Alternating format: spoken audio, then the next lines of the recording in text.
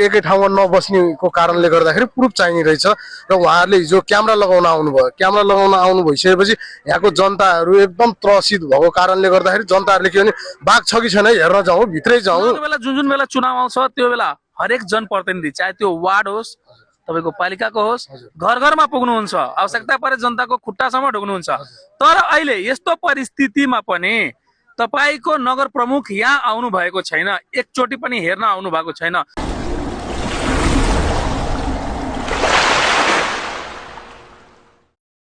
नमस्कार दर्शकबिन, तपाईं हेर्दै हुनुहुन्छ बिरगत चर्चा न्यूज र अहिले हामी पर्सागढी नगरपालिका वार्ड नम्बर 3 मा छौं। बितेको 15 गते बाघको आक्रमणबाट एउटा 55 वर्षीय महिलालाई त्यो बाघले चाहिँ घाइते बनाएको छ र अहिले उहाँको उपचार बितेको दिनमा चाहिँ बिरगतको नेशनल मेडिकल कलेजमा हुँदै थियो र त्यहाँ डाक्टरहरूले धाउन सकेन, त्यही भएर उहाँलाई अहिले काठमाडौँ उपचार भइरहेछ। त्यही सन्दर्भमा युवा नेता उहाँ हुनुहुन्छ, उहाँसँग विशेष हामी कुराकानी गर्न गइरहेछौँ कि यो अहिले जुन आफतको यो जुन समय छ यसमा उहाँको केही पहल छ कि छैन भनेर। बिरगत चर्चा न्यूजमा स्वागत छ, तपाईको सानो परिचय दिनु। धन्यवाद। मेरो नाम सूरज कुमार मानन्दर, पर्सागढी वार्ड नम्बर 4 मेरो घर हो। यो जुन बाघले जुन आक्रमण गरेको छ यहाँको जनता अहिलेसम्म एकदम त्रासको जीवन बिताउनमा उहाँहरू चाहिँ बाध्य हुनु भएको छ। यसलाई कसरी सहजीकरण गरेर त्यो बाघलाई समात्न सकिन्छ र यहाँको जुन स्थानीय अहिले त्रासको जीवन बिताउन बाध्य छन् उनीहरूलाई त्यो जीवनबाट मुक्ति दिलाउनको लागि तपाईबाट केही प्रयास भएको छ कि छैन? यो चाहिँ 15 गतेको घटना हो। 15 गतेको घटना करिब मलाई 8:20 फोन आयो। हाम्रो विक्रम भाइले फोन गर्नुभयो र भन्नुभयो कि मेरो मितिनी आमालाई यसरी बाघले यसरी आक्रमण गरेको छ दाइ, हामी एम्बुलेन्स बोलाइरहेछौँ, हामी बिरगन्ज लिएर जाँदैछौँ, तपाईँले चाहिँ के प्रक्रिया गर्ने हो त्यो चाहिँ तपाईँ पहल गरिदिनु भनेर भन्नुभयो उहाँले। अनि मैले भने बिरगन्ज जान जरुरी छ कि यो पहल गर्न जरुरी छ? बिरगन्ज त हामी लिएर जाँदैछौँ, तपाईँलाई अपडेट गराइहाल्छौँ के हुँदैछ भनेर, तपाईँ चाहिँ यो बाघ नियन्त्रणमा लाग्नुहोस् भन्नुभयो। उहाँले भन्नुभएपछि मैले तुरुन्तै यहाँको जनप्रतिनिधि आदरणीय दाजु सुकमान दाजुलाई मैले फोन गरेँ। उहाँ कार्यशैलीले गर्दा बाहिर नुवाकोट जानुभएको रहेछ। मैले फोन गरेँ, दाइ यस्तो मैले थाहा पाएँ बाबु, म एम्बुलेन्स पठाउँदैछु, म आजै आउँदैछु भन्नुभयो उहाँले त्यो भन्नु भइसकेपछि मैले पर्सा राष्ट्रिय निकुञ्जको वार्डन साहबलाई फोन गरेँ।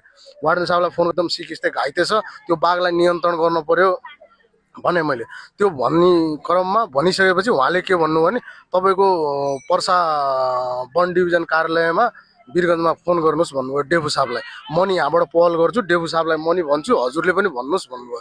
मैले डेफु साहबलाई नि जानकारी दिएँ। डेफु साहबले एकदम सकारात्मक सोचेर राम्रो सोचेर के भन्नुभयो भने ठिक छ, हामी यो कुरा अगाडि बढाउँछौँ र हामी वनसँग नि समन्वय गर्छौँ, हाम्रो राष्ट्रिय निकुञ्जसँग नि समन्वय गर्छौँ, चितवन पनि समन्वय गर्छौँ भन्नुभयो डेफु साहबले। र मैले सिडिओ साहबसँग नि कुरा गरेँ। कुरा गरिसकेपछि हिजोको दिनमा हाम्रो उज्जवलजी हुनुहुन्छ, हाम्रो अधिकृत हाम्रो यो वन डिभिजन कार्यालय पर्सागढी 3 को बनियारी स्थित, उहाँसँग नि कोर्डिनेट भइसकेपछि सुकमान दाइ मेरो धेरै कोर्डिनेट भइसकेपछि उहाँहरूलाई प्रुफ चाहिने रहेछ। कस्तो भने अब देख्यो बाघ एकै ठाउँमा नबस्नेको कारणले गर्दाखेरि प्रुफ चाहिने रहेछ र उहाँहरूले हिजो क्यामेरा लगाउन आउनुभयो। क्यामेरा लगाउन आउनु भइसकेपछि यहाँको जनताहरू एकदम त्रसित भएको कारणले गर्दाखेरि जनताहरूले के भने बाघ छ कि छैन हेर्न जाउँ, भित्रै जाउँ, छ कि छैन, लखट्ने हो कि के गर्ने हो कि कसरी समात्ने हो भनेर यहाँको जनताहरू कम्तीमा मलाई लाग्छ म आउँदाखेरि 200-300 जनताहरू हुनुहुन्थ्यो। तर उहाँहरूले भिडियो खिच्दै जानुभयो। बाघको जुन खोर जस्तो बनाएको थियो त्यो जङ्गलमा घर जस्तो बनाएको थियो, उहाँहरू त्यहाँ पुग्नुभयो। त्यहाँ पुग्नु भइसकेपछि बाघले उहाँबाट नि एट्याक गर्नुभएछ। उहाँहरू भागेर आउनुभयो, झन् त्रसित हुनुभयो। यहाँको स्थानीय बासिन्दाहरू झन् त्रसित हुनुभयो, फोन गर्नुभयो म यहीँ थिएँ, अब पहल गर्नु पर्यो, अब गाडी घेर्ने, जसरी नि समातेर लिएर जाने भन्ने कुरा गर्नुभयो। अनि टेक्निकल कुराहरू बाघलाई त समात्न त सक्दैन जनताले, बल देखाएर त भएन भनेपछि त्यो पानी खाने आउने ठाउँमा त्यो क्यामेरा राखियो। क्यामेरा राखिसकेपछि अनि अब त्यो त भिडियोहरू सबै प्रुफ भयो। भिडियो फेरि मैले स्टुडियो साहबलाई फरवार्ड गरेँ, हामीले डेफु साहबलाई गरेँ, वार्डन साहबलाई गरेँ, चितवनमा पनि फरवार्ड गरियो, सुकमान दाइ र मैले फेरि कोर्डिनेट गरियो। अनि आज चाहिँ हाम्रो चितवनको डाँठ हान्ने टोली, यो चाहिँ नेपालमा एउटै मात्रै रहेछ डाँठ हान्ने, जुन बियोस पार्ने त्यो गनद्वारा, उहाँहरू आइसक्नु भयो। उहाँहरू आएर हाम्रो सहवन डिभिजन कार्यालय सबैया साझेदारीमा बस्नुभएको छ उहाँहरू।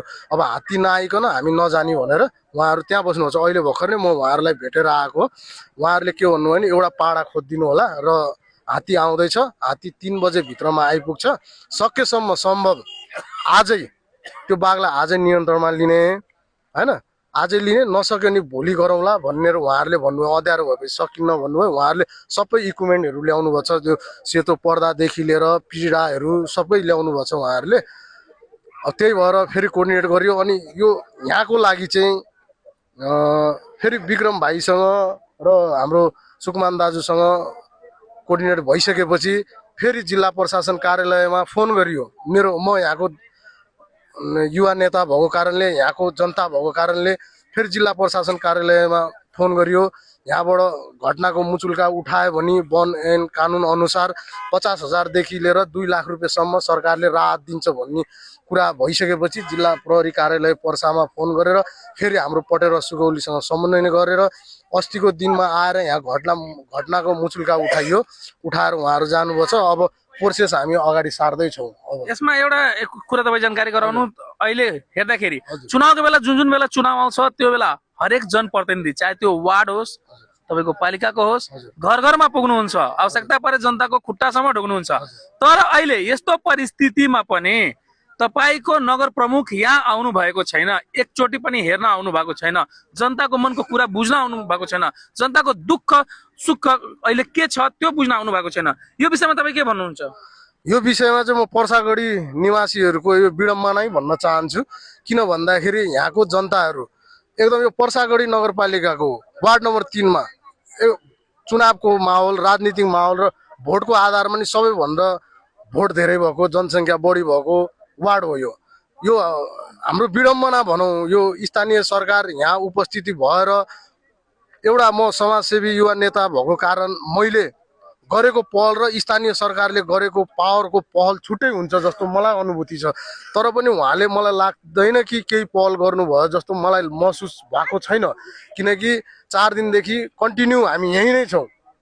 हाम्रो वार्ड अध्यक्ष एकजना सुकुमान दाई र हाम्रो स्थानीय हाम्रो अगुवा नेता विक्रम भाइ र हाम्रो सुबिन भाइहरू, यो जति पनि हाम्रो साथीभाइहरू छ, यो एकदम कोअर्डिनेट गरेर हामी यहाँ एकदम यहीँ नै छौँ। हामी यहीँ गरिरहेछौँ, नजानु उता भनेर भनियो। सुकुमान दाई हिजो वार्ड अध्यक्षले एउटा प्रेस विज्ञप्ति जाहेर गर्नुभएको छ, नगइदिनु होला।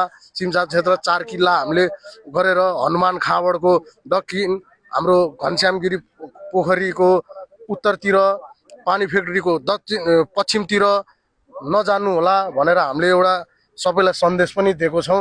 र म भन्न चाहे पर्सागढीको जनताको यो विडम्बनै हो। यस्तो परिस्थितिको घडीमा उहाँ आउन पर्ने भन्ने मेरो मनमा छ। तर उहाँ घटनाको दिनमा वीरगञ्ज जानुभएको रहेछ।